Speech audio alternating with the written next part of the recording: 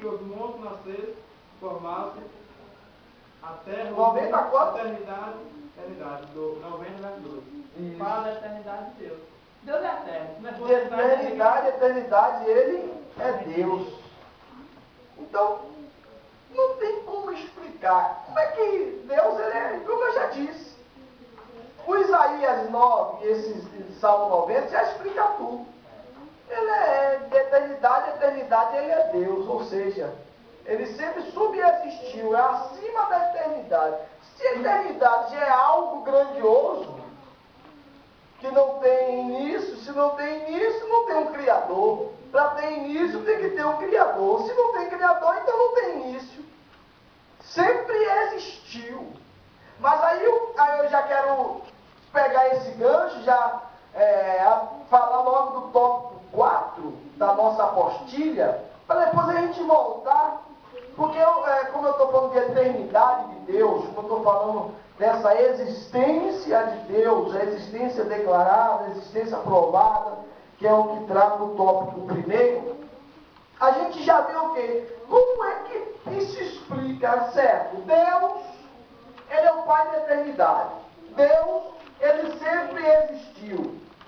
Deus não foi criado. Deus não tem um Pai, não tem um Criador. Como é que Deus, então, vive numa eternidade sozinho? Parece uma coisa de louco. Se Deus é um, só há um Deus, não é isso? Como é que esse um Deus existe de eternidade a eternidade sozinho? Ele existe sozinho? Não. É aí que entra o ensino do tópico 4 acerca da triunidade de Deus, ou trino Deus, ou como a gente mais conhece, a trindade. Que vem trim, de três, e idade, deidade. Ou mesma divindade, três pessoas que usufruem da mesma divindade. Ou seja, Deus é subexistente em três pessoas distintas, com personalidades totalmente distintas. Então, existe a primeira pessoa da Trindade, a segunda pessoa e a terceira pessoa. Essa numeração de primeira, segunda e terceira não quer dizer que um é maior do que o outro, que o primeiro é maior do que o segundo, e o segundo é maior que o terceiro, e o terceiro é menor que o segundo, e assim o segundo é menor que... Não. É só uma questão de a gente facilitar o nosso entendimento. Por isso que vem a primeira, segunda e terceira pessoa. A primeira pessoa é o quê? A gente chama de Pai.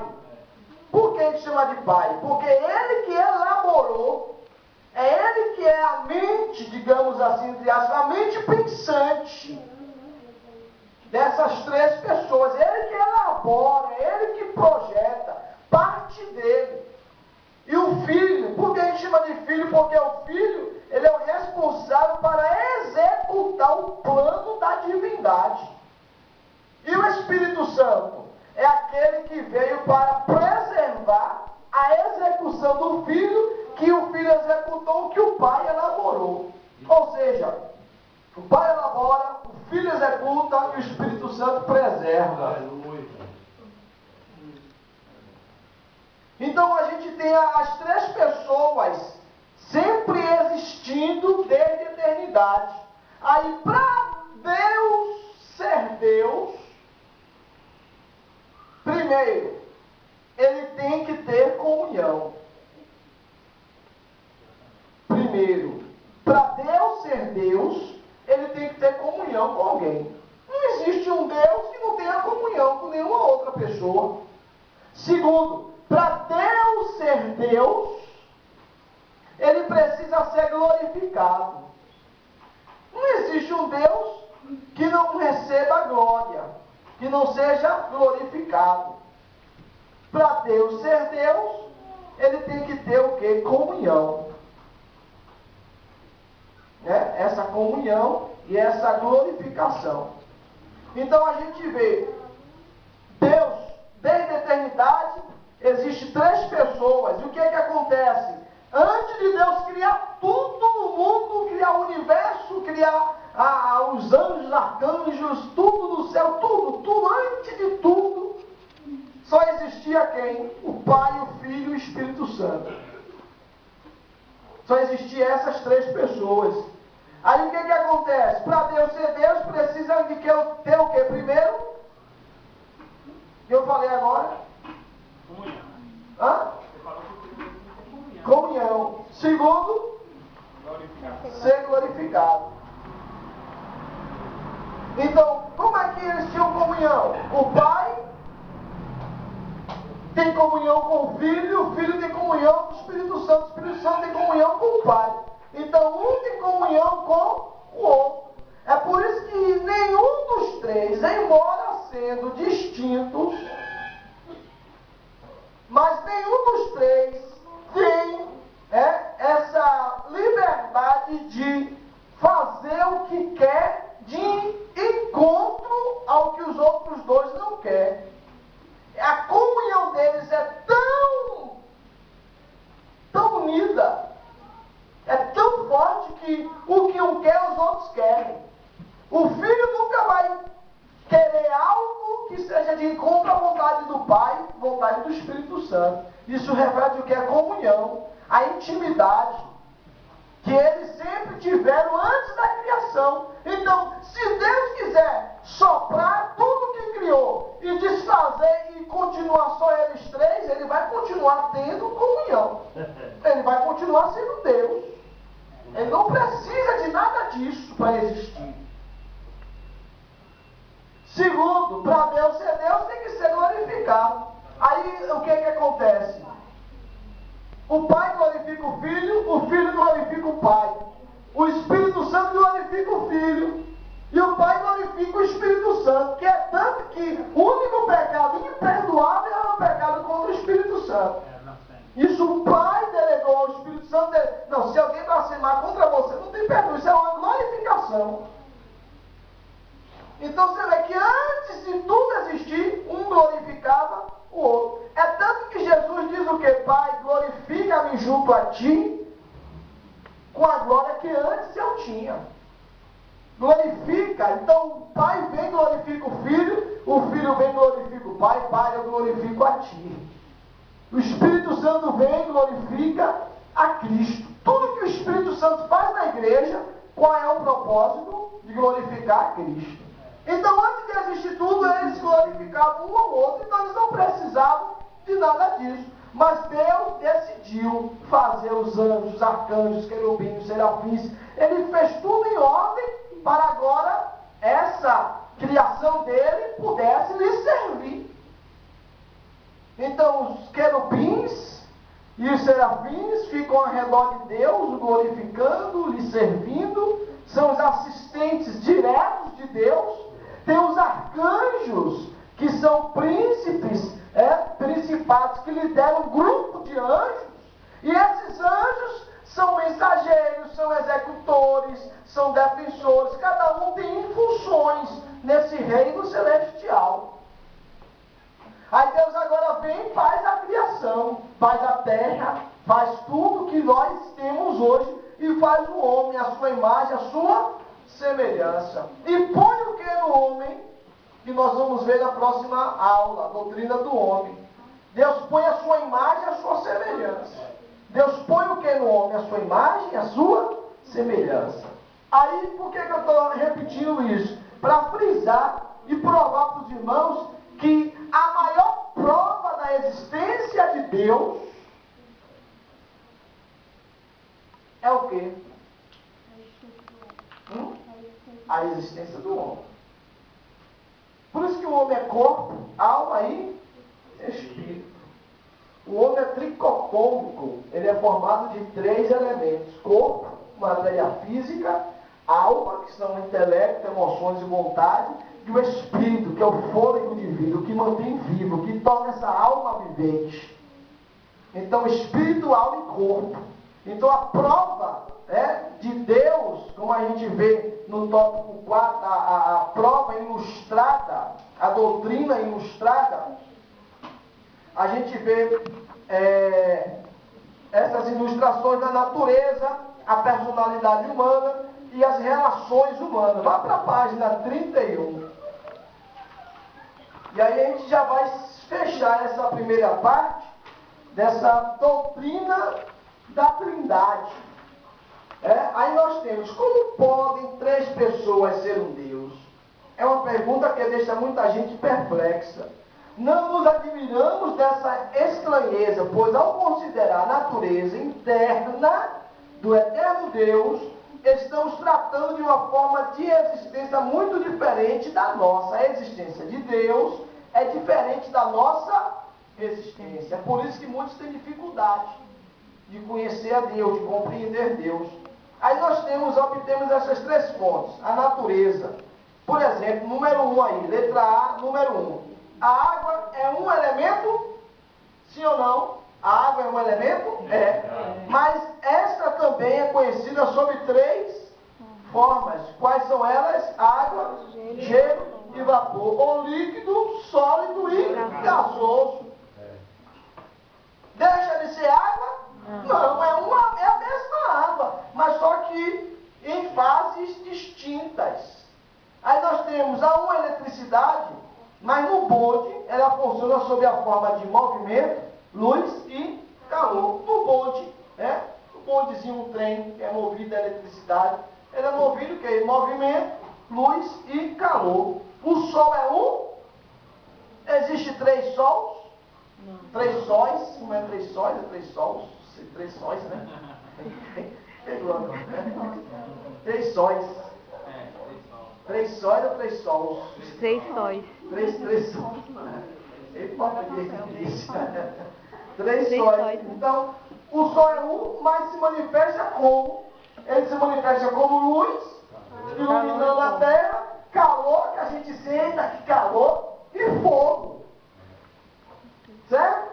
Aí nós temos, quando São Patrício evangelizava os islandeses, ele explicou a doutrina da Trindade usando o trevo como ilustração. O trevo é aquelas 3 folhinhas, né, na mesma pétala. Então, é um trevo só, mas com 3 pétalas. Então, nós temos, por exemplo, número 6 aí, 3 velas no quarto darão uma só. Já fizeram esse teste? Chegue em um quarto escuro, acenda 3 velas, acenda uma primeiro e veja o que ela consegue iluminar. Depois acenda mais 2. É a mesma coisa.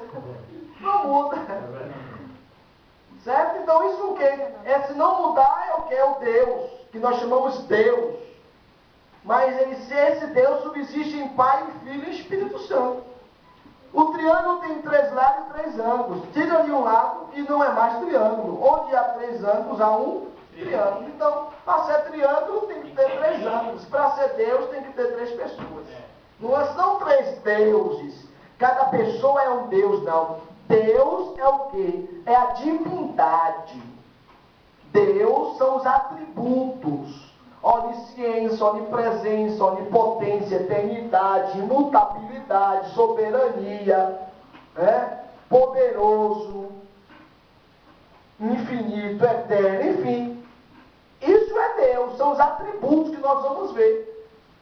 Que cada pessoa possui esses mesmos atributos, tornando um só Deus. Deus subsiste em 3 pessoas, ou seja, essas características, esse poder, criação, de eternidade, subsiste nessas 3 pessoas. Para ter onisciência, onipresença, onipotência, eternidade, imutabilidade, soberania, criação, enfim, só existe isso se houver 3 pessoas. Se tirar uma, não existe Deus. Então Deus é um, subsistente em 3 pessoas. Aí nós vemos a própria personalidade humana. Deus disse, façamos o que? O homem, a nossa imagem, conforme a nossa semelhança. O homem é um só, um indivíduo, uma personalidade é. No entanto, tripartido, constituído de quê? De espírito, alma. O conhecimento humano assinala divisões na personalidade.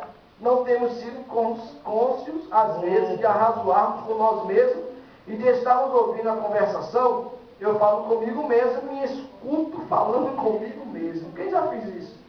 Tem hora que a gente está assim, parado.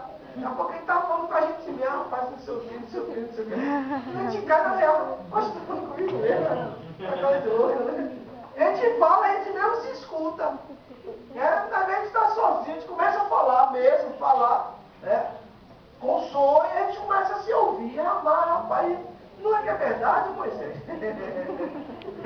Rapaz, Moisés, por que você fez isso, Moisés? Por que você agiu assim? Quem já fez isso? Todos nós, Mas Gelsa, por que você fez isso? Gelsa falando com ela mesmo. Então a gente vê que Deus, ele existe, e existe a provação, a prova ilustrada dessa subexistência de Deus. Ok?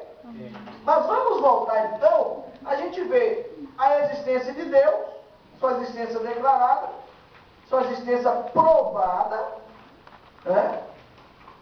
Aí pelas seguintes razões: primeiro, para convencer os que genuinamente buscam a Deus, isto é, pessoas cuja fé tem sido ofuscada, na página 23, o tópico 2, subtópico 2. Com dificuldade quem diz, eu quero crer em Deus, mostra-me que seja razoável crer nele.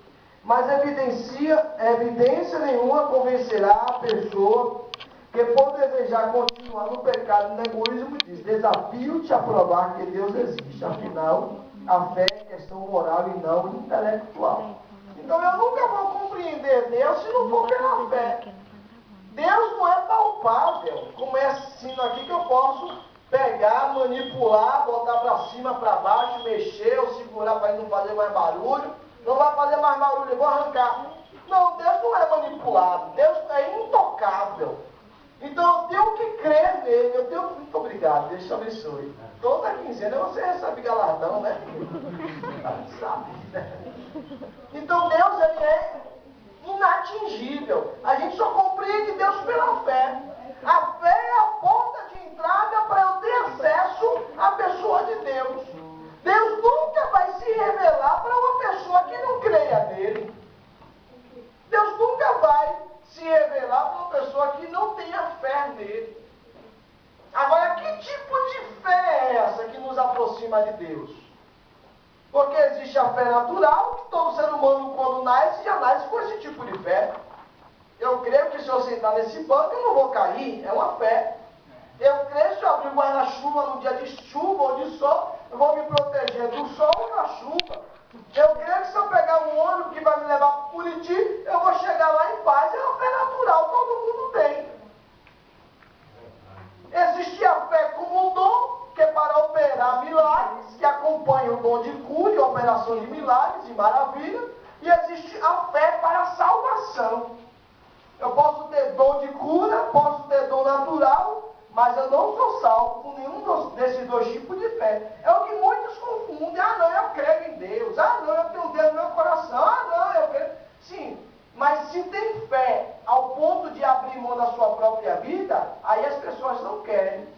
Aí é que a fé para a salvação faz diferença. Porque se eu quero a salvação, eu vou ter que dar algo em troca a Deus. O que é que Deus deu para nos salvar? Por o seu próprio Filho. Então ele deu algo para me salvar. Para eu ter salvação, eu tenho que dar algo em troca a Deus também.